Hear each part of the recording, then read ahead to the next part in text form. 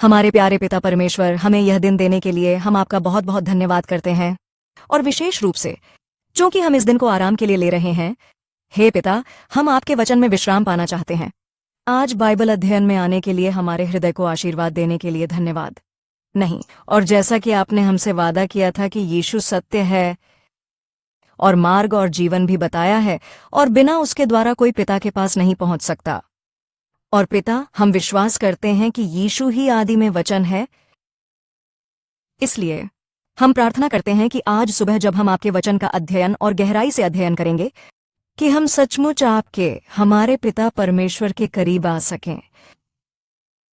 और कृपया हमें आपको देखने और आपसे मिलने में मदद करें, और सबसे बढ़कर ये महसूस करें कि आपने हमें कितना महान अद्भुत प्रेम दिया है। हम इसे सीखने की इच्छा रखते हैं। आपका अनमोल वचन, सभी पीढ़ियों के लिए शाश्वत वाचा 10 आज्ञाएं, कृपया हमारे दिलों को रोशन करें और हमें केवल आप पर ध्यान केंद्रित करने में मदद करें। हम यह सब हमारे उद्धारकर्ता यीशु मसीह के अनमोल नाम में धन्यवाद के रूप में मांगते हैं। तथास्तु। हाँ, सही। तो यह काफी समय हो गया है, और मैं 10 आज्ञाओं की श्रृंखला पर हमारे अध्ययन को आगे बढ़ाना चाहता हूं, और आज हम 7वीं शुरुआत करने जा रहे हैं, धर्मादेश। इसलिए 7वीं आज्ञा कहती है, व्यभिचार प्रतिबद्ध है।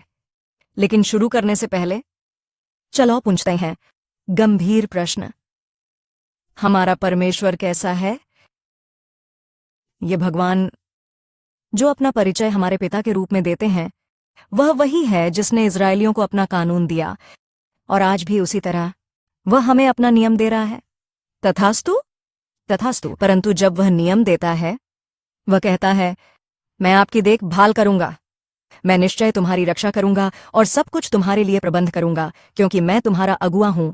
केवल मैं ही तुम्हें स्वर्ग के राज्य की ओर ले जा रहा हूं। लेकिन इस कथन में हमारे पिता का भी उल्लेख है। तड़प, हमारे लिए काम ना करें। कहो, तुम मुझे जानते ही होगे। कृपया जाने कि आपका पिता कौन है ना? हम परमेश्वर को अस्पष्ट रूप से अपना पिता नहीं कह सकते, है ना?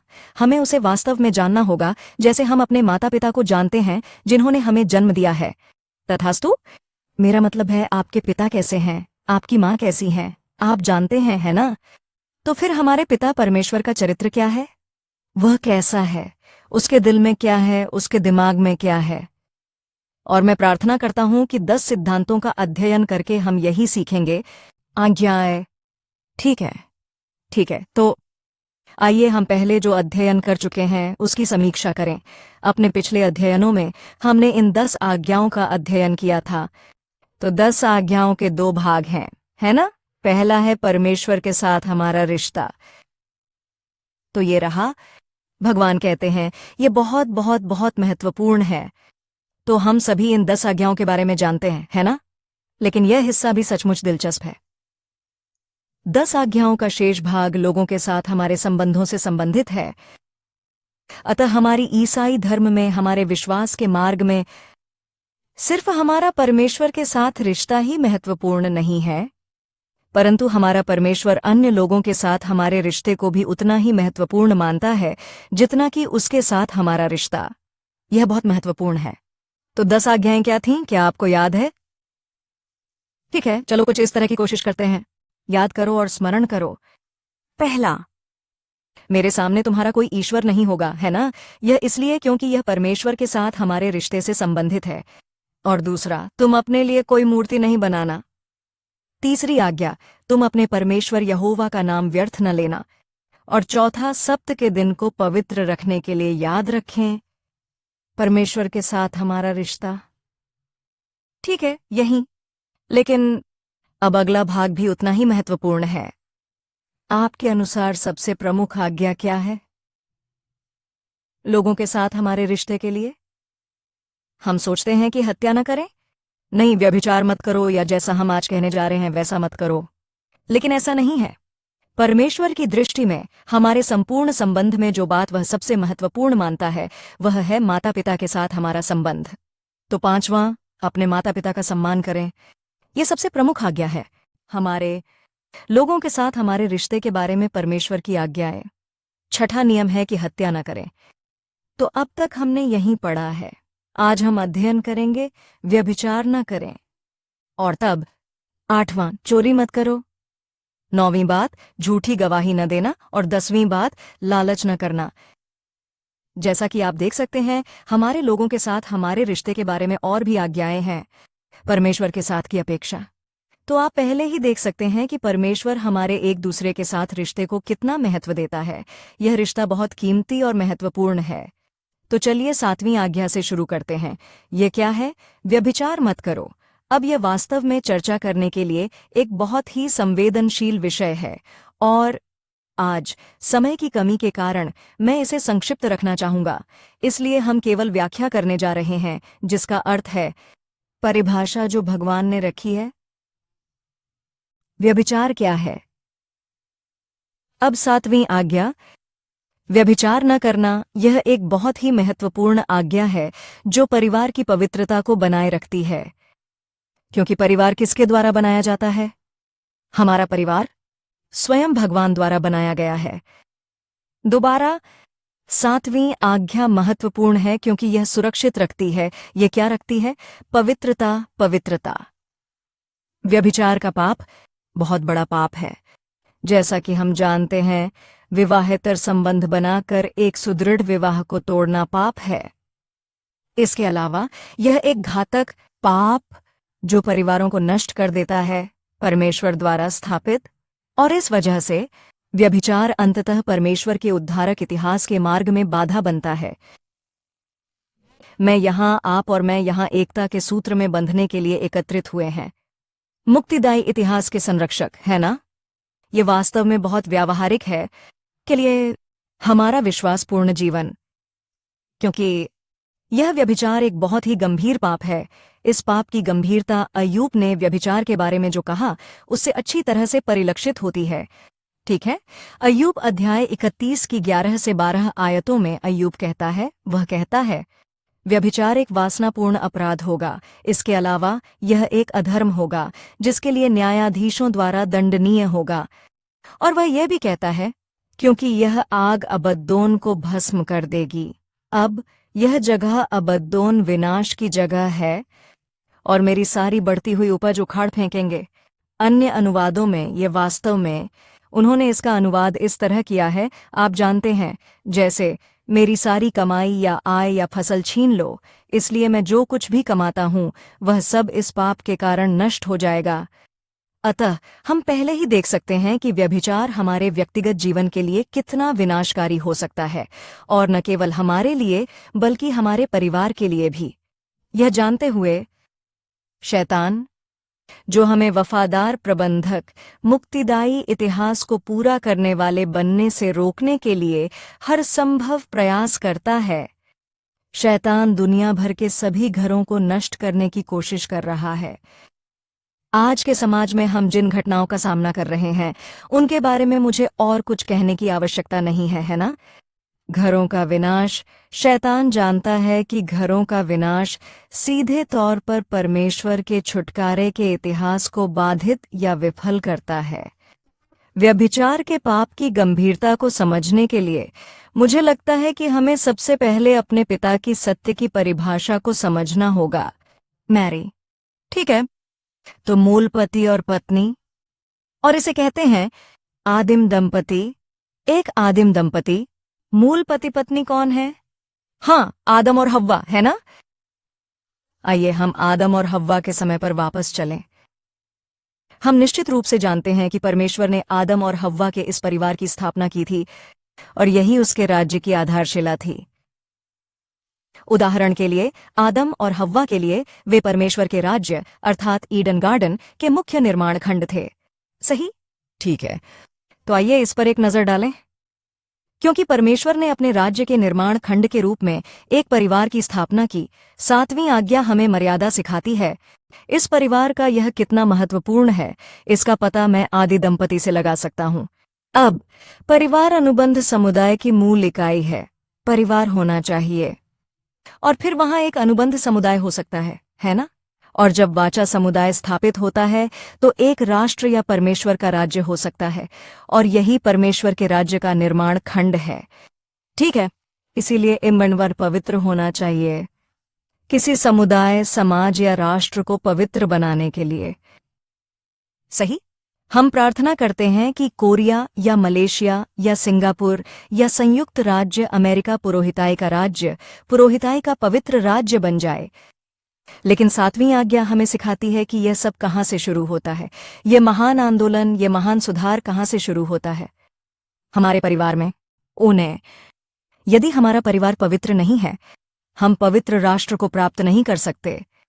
अतः परिवार का यह अभिषेक वास्तव में किस पर निर्भर करता है? हाँ, युगल। दंपति की पवित्रता ही विवाह का सबसे बड़ा निर्धारक है। हमारा राष्ट्र पुरोहिताई का पवित्र राष्ट्र बन रहा है, जैसा कि हम और मैं हर दिन प्रार्थना करते हैं। इसलिए यदि दंपति की पवित्रता नष्ट हो जाए तो क्या होगा? यदि व्यभिचार आ जाए, तब तो परमेश्वर का पूरा राज्य ही दांव पर लग जाएगा और नष्ट हो जाएगा, है ना?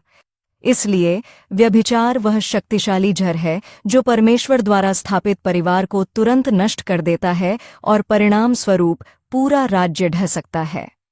तो 6ठी आज्ञा में वापस आते हैं। इसमें लिखा है कि तुम्हें हत्या नहीं करनी चाहिए, है ना? जैसे हमने हत्या के पाप की गंभीरता को परिभाषित करके समझा। जीवन की गरिमा, जैसे हत्या मत करो। इसे समझने के लिए हमें यह समझना होगा कि जीवन क्या है। हम भी यही करने जा रहे हैं, ठीक है?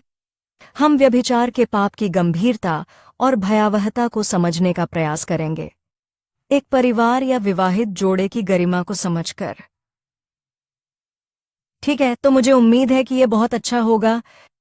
हमारे लिए यह एक बहुत ही महत्वपूर्ण सबक है, चाहे आप अविवाहित हों या शादी करने वाले हों या आप पहले से ही शादीशुदा हों।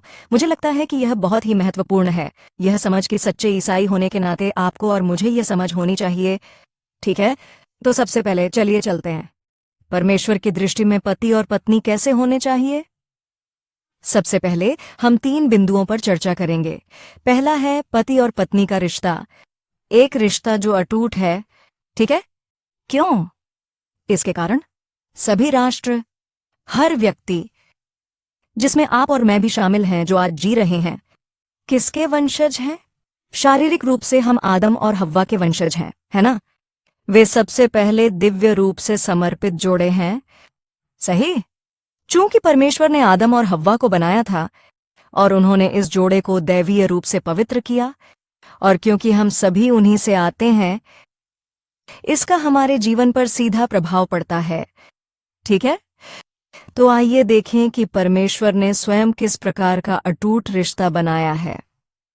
आदम और हव्वा पर डालो, क्योंकि यह परमेश्वर ही है जिसने सब कुछ शुरू किया।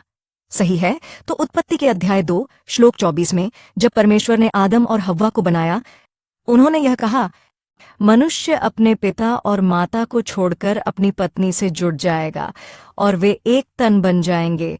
इसलिए यहाँ शब्द जुड़ गया है। मेरा मतलब यह नहीं था कि भगवान ने आदम और हव्वा को बनाया था, लेकिन मैं ये कह रहा हूं कि जब उनकी शादी हुई तो वे आदिम जोड़े बन गए। भगवान ने इस जोड़े को बनाया। भगवान ने ये कहा, और शब्द जुड़ा हुआ एक उल्लेखनीय शब्द है।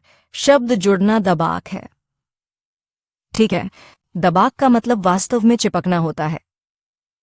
चिपकना सिर्फ पकड़े रहना नहीं है। ठीक है, साफ चिपकना का मतलब है पास रखना, इसका मतलब है पूर्ण लगाव। ठीक है, आमतौर पर इसका मतलब होता है कि आपकी जीभ आपके मुंह की छत से चिपकी हुई है। शब्द दबाक का प्रयोग इस तरह किया जाता है, यह एक जैसा है। सही? इसलिए ईश्वर के सृष्टि के सिद्धांत के अनुसार, ठीक है, वैवाहिक संबंध है करीब और मजबूत, माता पिता और बच्चे के रिश्ते से भी ज्यादा। सही? मेरा मतलब है कि यह किसी भी बच्चे के होने से पहले की बात है। सही? आदम और हव्वा के बीच भगवान ने कहा दाबक, तो यह परमेश्वर की सृष्टि का सिद्धांत है और वह इसकी घोषणा कर रहा है कि सामरी संबंध अधिक घनिष्ठ है, माता पिता से भी अधिक घनिष्ठ और मजबूत।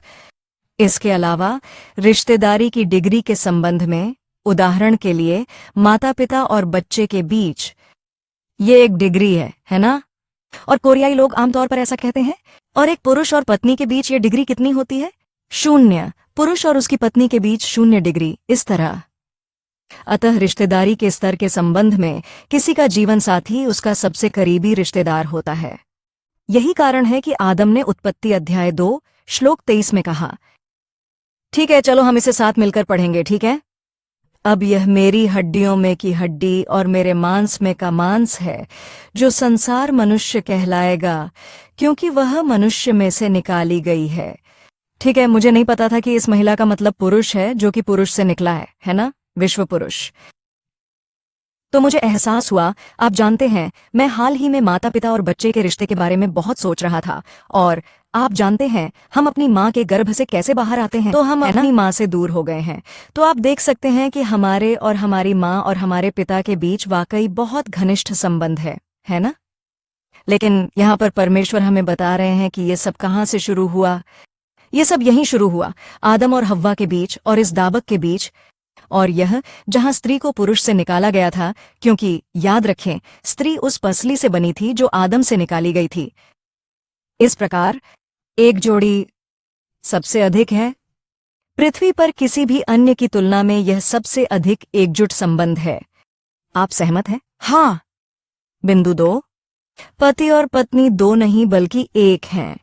अब बाइबल में कई परिभाषाएं हैं। ये परिभाषाएं मानव जीवन की हमारी अपनी परिभाषाओं से बहुत भिन्न हैं, और मैं सोचता हूं कि यह एक बहुत ही महत्वपूर्ण परिभाषा है जिसे हमें अपने दिलों में बसाने की जरूरत है। क्योंकि हम अक्सर कहते हैं, मैं हूं, मैं अलग हूं, और मैं एक महिला हूं, आप जानते हैं, मैं एक पुरुष हूं, मैं विवाहित हूं, मैं अविवाहित हूं, ये मेरे पति हैं, मेरी पत्नी है ना। लेकिन हाँ, हम स्वीकार करते हैं कि जब हमने शादी की तो हम एक जैसे हैं। हाँ, हम ऐसा कहते हैं। लेकिन परमेश्वर इस बारे में सचमुच गंभीर है। जैसा कि आपने देखा, ठीक है, शादी में एक पुरुष और एक महिला एक दूसरे से जुड़े होते हैं, और इसका मतलब है कि वे एक शरीर बन गए। और हमने अभी कहा कि हमने अभी उत्पत्ति अध्याय 2 श्लोक 24 में देखा, ठीक है। मत्ती अध्याय 19 की आयत 6 में यीशु ने स्वयं समझाया कि अब दो नहीं बल्कि एक तन है। परंतु इसलिए परमेश्वर ने जोड़ा है कि कोई मनुष्य अलग न करे। ठीक है, भगवान ने ऐसा कहा और यीशु ने भी ऐसा कहा, ठीक है। इसलिए एक वास्तविक व्यक्ति न तो सिर्फ एक महिला हो सकती है या सिर्फ एक आदमी और बाइबल का अर्थ, ठीक है। इसलिए मैं खुद उस एक व्यक्ति को पूरा नहीं करता। क्या आप सहमत हैं? ठीक है। क्या आप देखते हैं, मुझे एक संपूर्ण व्यक्ति बनने के लिए एक व्यक्ति का दूसरा भाग भी होना चाहिए, अन्य आधा। सही, ठीक है। इसका मतलब यह है, जब पुरुष और स्त्री एक तन बन जाते हैं, वे बने परमेश्वर की नजर में एक व्यक्ति। तो अगर मैं शादीशुदा हूं, मैं जो भी करता हूं, मेरे पति भी यही कर रहे हैं।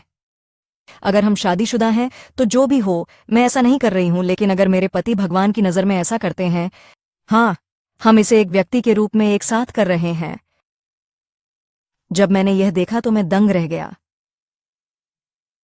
जब आप शादीशुदा होते हैं तो आप भगवान की नज़र में एक व्यक्ति होते हैं। यह एक बहुत ही महत्वपूर्ण अवधारणा है जिसे हमें याद रखना चाहिए, क्योंकि हम इस पाठ में बाद में इस पर वापस आएंगे। और इसलिए प्रेरित पौलुस नए नियम में इसी तथ्य को बार बार दोहराता है। ठीक है, प्रेरित पौलुस कहते हैं, कुरिन्थियों के पहले अध्याय 6 श्लोक 16 में कहा गया है कि दो लोग एक शरीर बनेंगे। वह आपको उत्पत्ति अध्याय 2 की ओर संकेत कर रहा है ना। और फिर वह इफिसियों के 5वें अध्याय की 31वीं आयत में इसे दोहराते हुए कहता है कि एक आदमी अपनी पत्नी से जुड़ा रहेगा और वे दोनों एक तन हो जाएंगे। इसलिए जब एक आदमी अपनी पत्नी को महत्व देता है और उससे प्यार करता है, इसका मतलब है कि वह वास्तव में खुद से प्यार करता है। इसलिए इफिसियों अध्याय 5 श्लोक 28 में वह कहता है कि जो अपनी पत्नी से प्रेम रखता है वह अपने आप से प्रेम रखता है। तो चलिए पहले पत्रस पे चलते हैं। अध्याय 3 श्लोक 7 प्रेरित पत्रस भी यही कहता है। ठीक है, अब यह केवल पुरुषों को संदर्भित नहीं कर रहा है। ठीक है, एक पत्नी और पति एक हैं, हमें यह याद रखना चाहिए। ठीक है, ये मत कहो कि ये वही है जो आप जानते हैं कि हमने बाइबल अध्ययन में पढ़ा था, पति आप पति हैं। ठीक है, इसका ये मतलब नहीं है। आइए इसे एक साथ पढ़ें। आप पति भी उसी तरह अपनी पत्नियों के साथ समझदारी से रहें, किसी कमजोर व्यक्ति के साथ, क्योंकि वह एक महिला है। औरत का मतलब है मर्द से बाहर, सही, और उसका सम्मान दिखाओ। अनुग्रह के सह उत्तराधिकारी के रूप में जिंदगी। मैं सोचता हूं कि जब बात शादी की आती है तो ये एक बहुत ही सुंदर कथन है। अब इसलिए चलो देखते हैं। चलो तीसरे बिंदु पर चलते हैं। समय बहुत तेजी से खत्म हो रहा है। पति और पत्नी दोनों नग्न थे लेकिन शर्मिंदा नहीं थे, है ना? हमारे प्राथमिक जोड़े, वे नग्न थे लेकिन शर्मिंदा नहीं थे। मैं समझता हूं कि यह बहुत बहुत महत्वपूर्ण है। हम नग्नता से बहुत डरते हैं, चाहे वह शारीरिक या आध्यात्मिक नग्नता हो या मानसिक नग्नता। हम अपनी खामियों के बारे में बहुत अस्थिर और असुरक्षित हैं, सही? लेकिन असली जोड़ी, जब वे नग्न होते हैं तो उन्हें कोई शर्म महसूस नहीं होती। यह एक आशीर्वाद था जो परमेश्वर ने प्राथमिक दंपति को प्रदान किया था, और यही हमारी जड़ है। ठीक है। उत्पत्ति अध्याय 2 श्लोक 25 में कहा गया है कि पुरुष और उसकी पत्नी दोनों नग्न थे, लेकिन उन्हें शर्म नहीं आई। बहुत बहुत महत्वपूर्ण बात है। परंतु यदि आदम और हव्वा परमेश्वर के वचन के साथ रहते, उनके जीवन का केंद्र होने के कारण ऐसा नहीं हुआ होता। लेकिन फिर बाद में, क्योंकि हव्वा गई और उसने अच्छे और बुरे के ज्ञान का फल ले लिया, और निश्चित रूप से जब ईव ऐसा करती है तो कौन ऐसा कर रहा है? क्योंकि वे एक हैं, एडम। ठीक है, वह भी अच्छे और बुरे के ज्ञान के वृक्ष का फल खाने को समाप्त होता है, इसलिए वे गिर जाते हैं। और जब से वे गिरे हैं, शर्म आती है। शर्म की परिभाषा है, रेवरेंड इवान पार्क ने इसे इस प्रकार परिभाषित किया। शर्म एक अप्राकृतिक और अस्थिर मानसिक स्थिति है जो तब उत्पन्न होती है जब कोई व्यक्ति क्या खो देता है? परम पूज्य, परमेश्वर के वचन को भूलकर पाप करने से। मैंने पहले कभी शर्म को पवित्रता के बराबर नहीं माना है। परम पूज्य, हिब्रू में शब्द है कादेश। अब यह पवित्रता शब्द हमारे से बहुत अलग है। अमूर्त समझ। मैंने इसे पहले भी कई बार हमारे शिलोह सदस्यों के साथ साझा किया है, लेकिन यहूदी धर्म में पवित्रता की समझ ऐसी चीज है जिसे एक विशेष उद्देश्य के लिए अलग रखा गया है। उद्देश्य पवित्रता के बराबर है। तो भले ही मैं इस व्यक्ति से नफरत करता हूं, मैं इसे मारना चाहता हूं, और ऐसा करने के लिए मैं एक चाकू खरीदता हूं, है ना? वह चाकू कोडेश है। चाकू पवित्र है क्योंकि चाकू को हत्या के विशिष्ट उद्देश्य के लिए अलग रखा गया है। पवित्र की परिभाषा का यही अर्थ है। इसीलिए जब हम पवित्रता खो देते हैं तो इसका मतलब है कि जब परमेश्वर कहता है कि मैं तुम्हारे लिए पवित्र हूं तो तुम पवित्र बनो। परमेश्वर कहता है कि मेरा उद्देश्य तुम्हारे लिए है, इसलिए मैं चाहता हूं कि तुम्हारा उद्देश्य हमारे बारे में, मेरे बारे में, मेरे उद्देश्य के बारे में हो, है ना? जब हम उस उद्देश्य को खो देते हैं, जब हम उस विशिष्ट उद्देश्य के लिए अलग रखे जाने की स्थिति को खो देते हैं जिसे परमेश्वर ने आदम और हव्वा को बनाते समय हमारे लिए रखा था, तब शर्म आती है। यही तो प्रधानमंत्री का कहना है। पहले से ही एक जोड़े ने हमें प्रदर्शन किया। अब आइए यिर्मयाह के 17वें अध्याय की 13वीं आयत पर नजर डालें।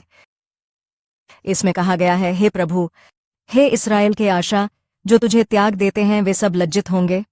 जो लोग पृथ्वी पर भटक जाते हैं उनका नाम लिख दिया जाएगा, क्योंकि उन्होंने जीवन जल के सोते अर्थात प्रभु को त्याग दिया है। जब तक आदम और हव्वा ने परमेश्वर के वचनों को अपने जीवन का केंद्र बनाए रखा, उन्हें कभी शर्मिंदगी महसूस नहीं होगी और वे हमेशा खुशी और आनंद से भरे रहेंगे। इसीलिए ईडन नाम का मतलब है आनंद। जब तक वे परमेश्वर के वचन और उसकी प्रतिज्ञा को थामे रहे, तब तक वे इस वस्त्र से सुसज्जित रहे, महिमा की परिपूर्णता। भले ही वे नग्न थे, वे नग्नता को देखने में सक्षम नहीं हैं। वे बस खुश हैं। ओ, मेरी पत्नी बहुत सुंदर है, मेरा पति बहुत हैंडसम है, परमेश्वर की महिमा की परिपूर्णता के कारण। तो फिर परमेश्वर की महिमा की यह परिपूर्णता क्या है? भाइयों और बहनों, जो परमेश्वर के अनुग्रह और सच्चाई और परमेश्वर की महिमा से परिपूर्ण था, यह महिमा का वस्त्र क्या था? वह वस्त्र जो आदम और हव्वा ने अदन के बगीचे में पहना था। और वह महिमा का वस्त्र क्या है जिसे आपको और मुझे पहनना चाहिए? रोमियो के 13वें अध्याय की 14वीं आयत कहती है, प्रभु यीशु मसीह को पहन लो। गलातियों के 3 अध्याय की 29वीं आयत में भी कहा गया है, यदि तुम यीशु मसीह का बपतिस्मा लिए हो तो हमने भी यीशु मसीह को पहन लिया है। इसलिए हालांकि पहला जोड़ा और पहला परिवार अपनी मूल रचना में बहुत ही महान थे, फिर भी उन पर शर्म आई। अपने पापों के कारण पतन के बाद, है ना? और अपनी नग्नता का एहसास करते हुए इस महिमामय वस्त्र के स्थान पर उन्होंने क्या रखा? उन्होंने कमर के आवरण बनाए। बस मात्र अंजीर के पत्ते। और जब उन्होंने प्रभु की आवाज सुनी तो वे उससे और बगीचे के वृक्षों के बीच छिप गए। तो आप देखते हैं कि परमेश्वर के साथ और लोग पूरी तरह से अलग हो गए। ठीक है, तो चलिए निष्कर्ष निकालते हैं। एक सामंजस्यपूर्ण परिवार एक प्रेमपूर्ण घोंसला, एक विश्राम स्थल और खुशी का आधार है। व्यक्तियों की खुशी, चर्च का विकास, किसी राष्ट्र की समृद्धि और शांति किससे उत्पन्न होती है? सामंजस्यपूर्ण परिवार। और इसलिए परमेश्वर घोषणा करता है कि मैं हूं परिवार का परमेश्वर, जैसा कि यिर्मयाह अध्याय 31 की आयत 1 में कहा गया है। आइए हम सब मिलकर यिर्मयाह अध्याय 31 की आयत 1 पढ़ें। उस समय यहोवा की यह वाणी है, यहोवा इस्राएल के सारे लोगों का परमेश्वर है। इस्राएल के 5 लोग होंगे, भाइयों और बहनों, परमेश्वर का उद्धारक, इतिहास का प्रशासन पवित्र परिवारों के माध्यम से पूरा किया जाएगा। तथास्तु, हमारा परिवार परमेश्वर की दृष्टि में बहुत बहुत बहुत मूल्यवान है। तो मुझे उम्मीद है कि हम इसे याद रखेंगे। और क्योंकि यह पाप, शादी में एक दूसरे से प्यार न करना 10 का मूल बन जाता है, 1000 पाप। रेवरेंड इवान पार्क ने यह उद्धृत किया है। ठीक है, परमेश्वर द्वारा जोड़े गए जोड़े को एक दूसरे से प्रेम करना चाहिए।